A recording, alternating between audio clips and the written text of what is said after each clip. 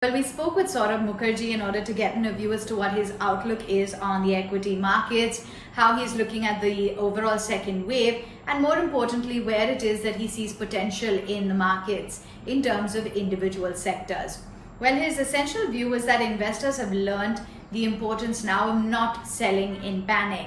He said that global commodity markets are on a tear, and that can largely be attributed to the recovery that we've seen in the US as well as in China. He believes that when it comes to the metal sectors, there's still a good couple of years that are likely ahead for metal stocks. So the traction by and large is likely to continue for the metal space.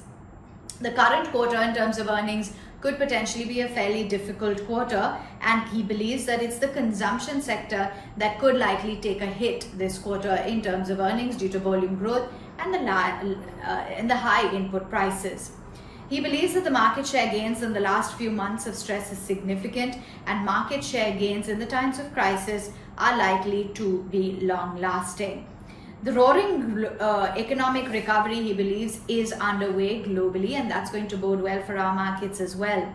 And he believes that this economic recovery is likely to lead to some amount of price inflation. Saurabh Mukherjea is also of the view that investing in market-leading franchises is a durable proposition, and that one should look to steadily build their portfolio. Now, in terms of individual stocks, he actually spoke about Fine Organics. He believes that they are steadily building their investments in that stock and that there is some long-term potential here.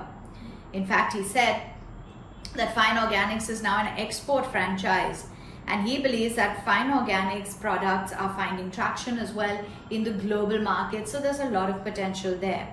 In fact, he said that Fine Organics actually has the potential to be a multi-bagger. He believes that the stronger global economic recovery is in a generation is currently underway, and that the central bank's adherence to growth is definitely a huge positive.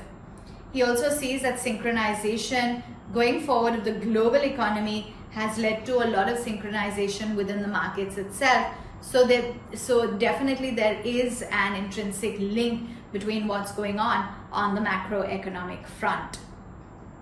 He does believe that COVID has led to some sort of a synchronization of the markets, and that the need of the hour right now is in order to make sure that the vaccination drive builds up.